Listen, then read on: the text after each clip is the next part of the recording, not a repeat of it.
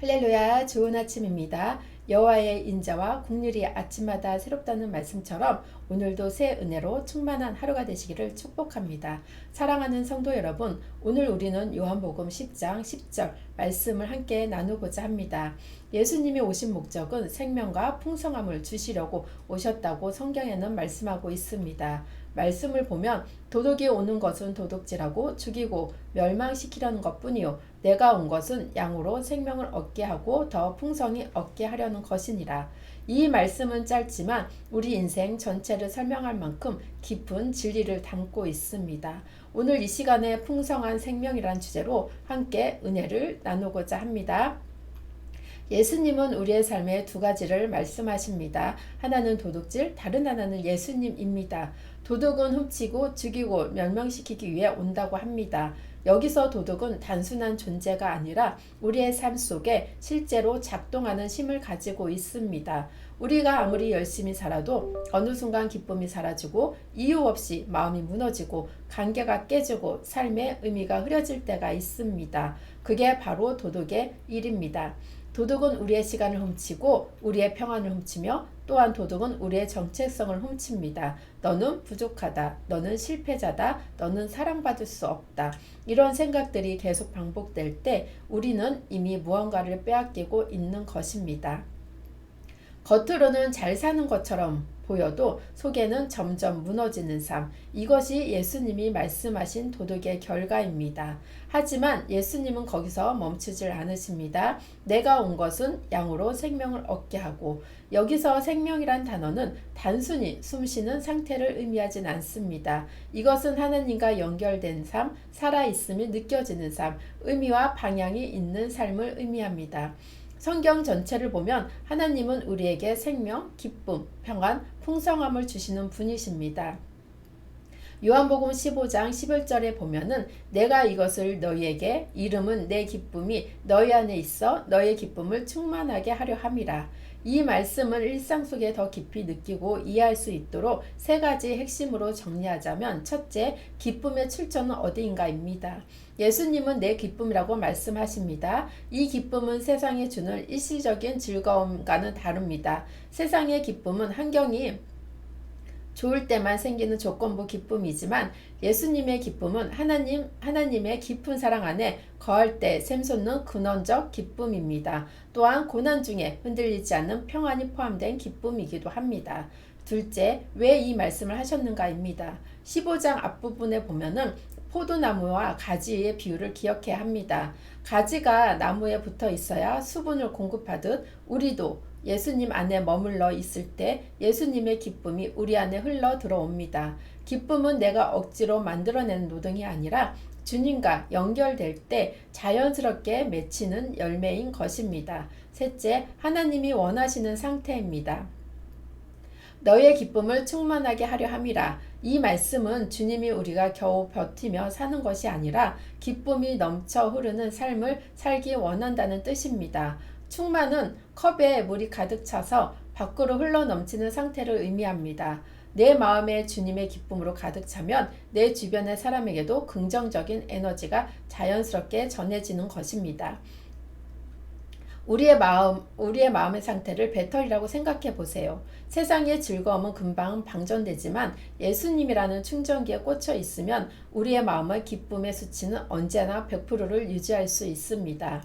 오늘 하루 어떻게 하면 기쁠까 고민하기보단 어떻게 하면 주님 곁에 더 꼭 붙어 있을까라고 고민할 때 약속하신 그 놀라운 기쁨이 여러분의 삶에 가득할 것입니다. 사랑하는 성도 여러분, 살아있는 것과 살아가는 것은 다릅니다. 많은 사람들이 살아는 있지만 살아가고 있진 않습니다. 하루를 버티고 또 버티며 살아갑니다.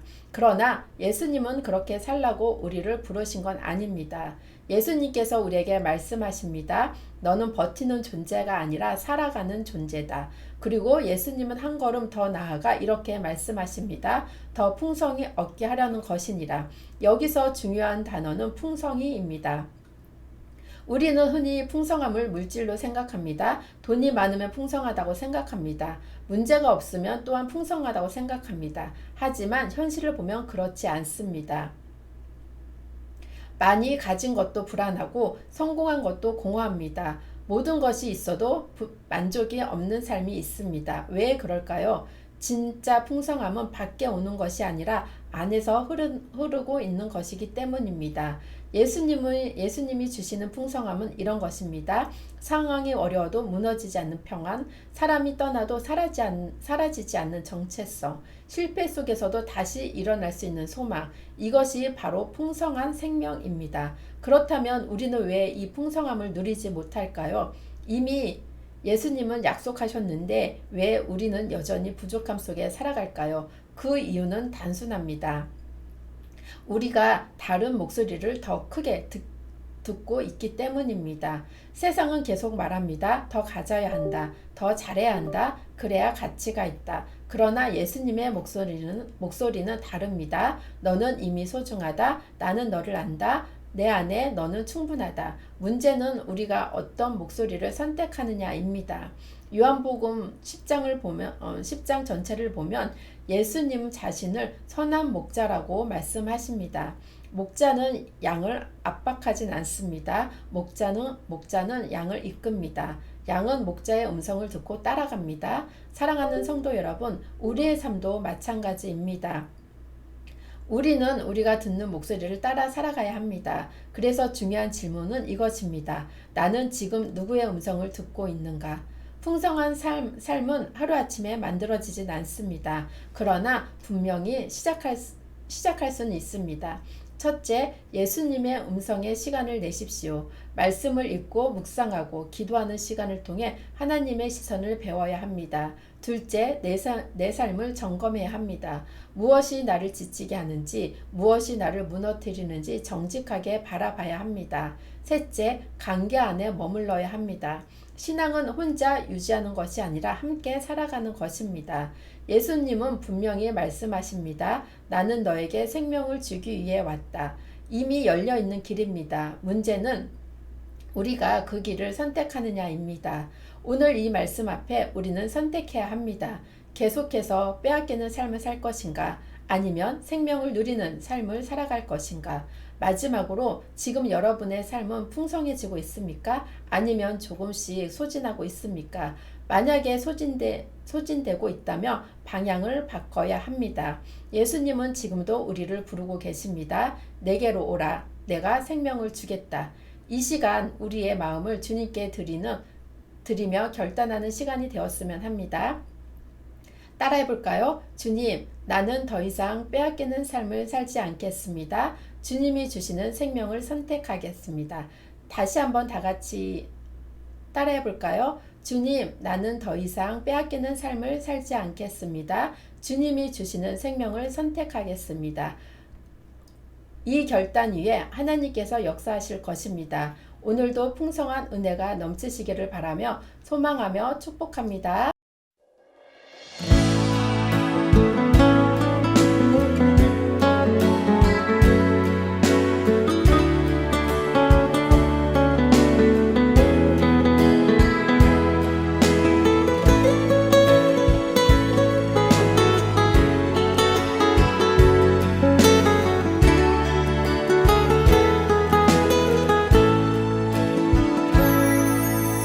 내게 주어진 하루를 감사합니다.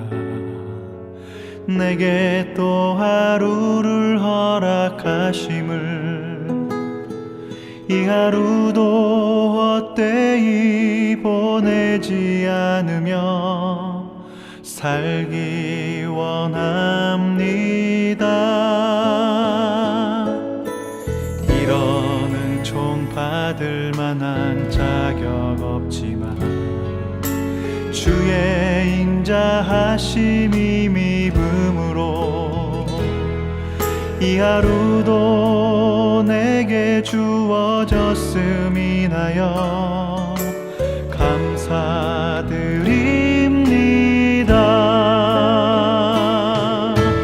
이 하루도 정직하게 하소서.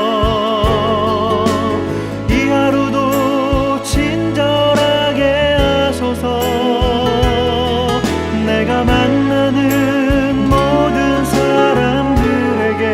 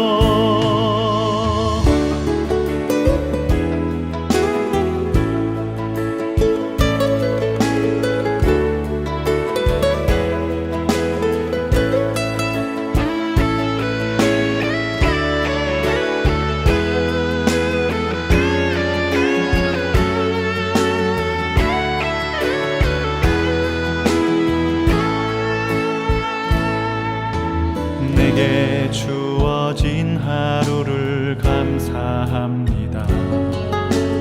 내게 또 하루를 허락하심을 즐거운 일이든 혹 슬픈 일이든 감사드립니다.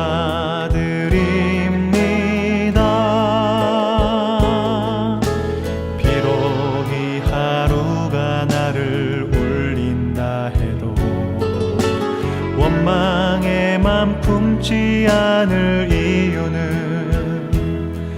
나의 주님이 모든 일을 주관하셔서 선을 이루심이라. 이 하루도 평화롭게 하소서. 이 하루도 강건하게 하소서. 험한 폭풍이 몰아치는 중에도